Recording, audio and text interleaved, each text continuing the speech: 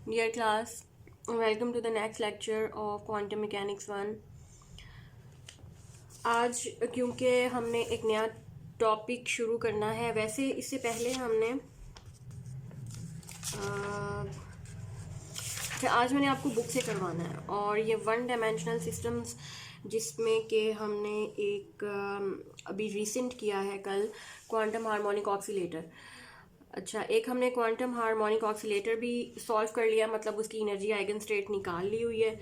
और आज हम ये स्टार्ट करते हैं वन डायमेंशनल सिस्टम में। आज हमने करना है application of Schrodinger wave equation.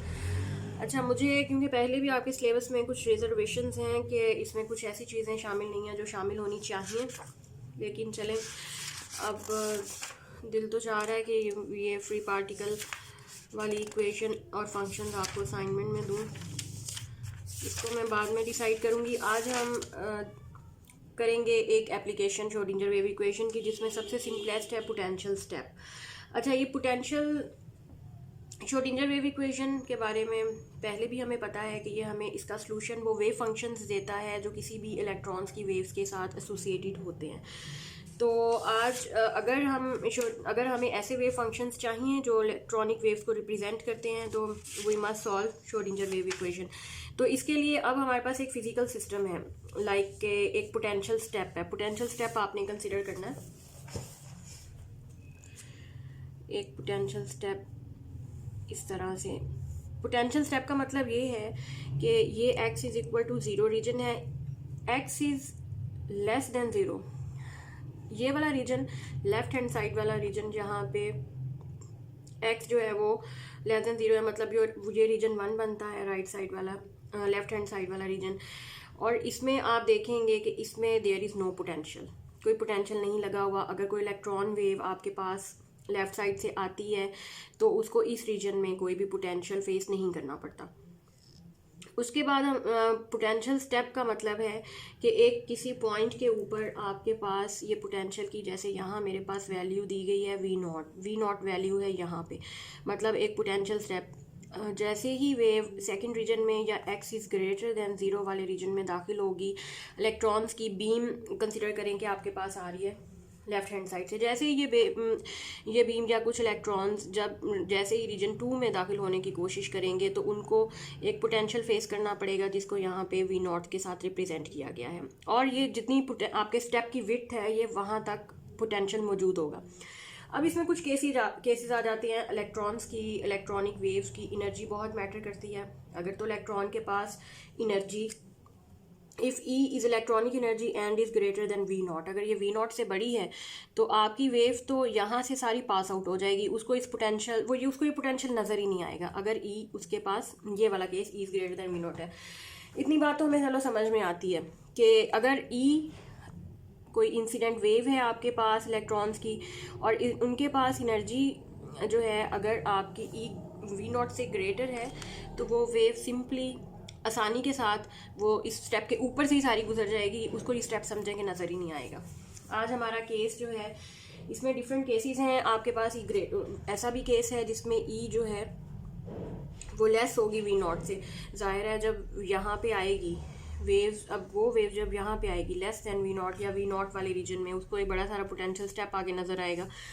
तो उसमें इलेक्ट्रॉन्स में, अब क्लासिकल मैकेनिकली हम देखें तो कोई भी इलेक्ट्रॉन इस रीजन में नहीं आ सकता, लेकिन क्वांटम मैकेनिक्स कहती है कि कुछ इलेक्ट्रॉन्स की पॉसिबिलिटी है या प्रोबेबिलिटी है कि कुछ इलेक्ट्रॉन्स जो हैं वो इस स्टेप पोटेंशियल वाले रीजन में दाखिल हो सकते हैं, और वो हमें इन कैलकुलेशन से पता चलता है, जो अब हम कैलकुलेशन स्टार्ट करेंगे। तो हमने कैलकुलेशन स्टार्ट करने से पहले, कैलकुलेशन बहुत आसान है। ये स्टेप पोटेंशियल के बारे में मैंने आपको थोड़ा सा बताना था। Is greater than V naught वाला केस, हम ये वाला केस स्टडी करने लगे हैं। और उसके बाद आप आ जाते हैं, और पोटेंशियल कैसे लगा हुआ है, V of x one dimensional potential है, कांस्टेंट है, V naught for x is greater or equal to 0 and V x is equal to 0 for x is less than 0। मैंने यहाँ भी लिखा हुआ है, अब मैं ये इरेज कर देती हूँ। 0 पॉइंट ये है, ये वाला रीजन लेस देन 0 है, ये रीजन ग्रेटर देन 0 है। केस हमने अब स्टडी करना है इज़ ग्रेटर देन, मतलब जो इलेक्ट्रॉन्स इंसिडेंट हैं उनके पास एनर्जी पोटेंशियल से ज़्यादा है। तो वो हमें सिचुएशन नज़र भी आ रही है कि ज़्यादातर या सारे ही इलेक्ट्रॉन यहाँ से पास आउट हो जाएंगे स्टेप पोटेंशियल के ऊपर से, क्योंकि उनकी एनर्जी ग्रेटर है। लेकिन ये हम कैलकुलेट करके निकालेंगे कि वाकई ऐसा होगा या नहीं। तो इस सिलसिले में हम पहले लगाते हैं Schrodinger wave equation. Schrodinger wave equation use करते हैं, और जैसे कि हमारी Schrodinger wave equation simplest form में ई साई यहीं से स्टार्ट हो जाती है। अब इसमें आपने हैमिल्टोनियन की जो वैल्यू पुट करनी है, we know that p cap square divided by 2m, ये kinetic energy plus potential energy. यहाँ पे जो पोटेंशियल एनर्जी आपको दी गई है वो वी ऑफ एक्स है। ये वाला पोटेंशियल, ये स्टेप पोटेंशियल जो लगा वो मैंने ऐड कर दिया। देखें, इससे पहले आप फ्री पार्टिकल पढ़ते रहे हैं या आई डोंट नो कि आपने पढ़ा है कि नहीं, उसमें पोटेंशियल 0 होता था, हम सिर्फ काइनेटिक एनर्जी फाइंड करते थे। अब क्योंकि पोटेंशियल मौजूद है स्टेप पोटेंशियल की फॉर्म में, तो मैंने फार्मूला के अंदर लिख दिया। इसको थोड़ा सा मज़ीद सॉल्व कर लें और इसको वेव फंक्शन के ऊपर हम ऑपरेट करेंगे। तो इसकी वैल्यू अगर मैं यही इक्वेशन ए है श्रोडिंगर वेव इक्वेशन, इसके ऊपर अगर मैं ये वैल्यू अप्लाई करती हूँ प्लस वी ऑफ एक्स, ये क्योंकि वन डायमेंशनल है मैं साई ऑफ एक्स लिख देती हूँ, ई वैसे ही आ जाएगा और ये साई ऑफ एक्स। अब आपने इनकी वैल्यूज पुट करनी है।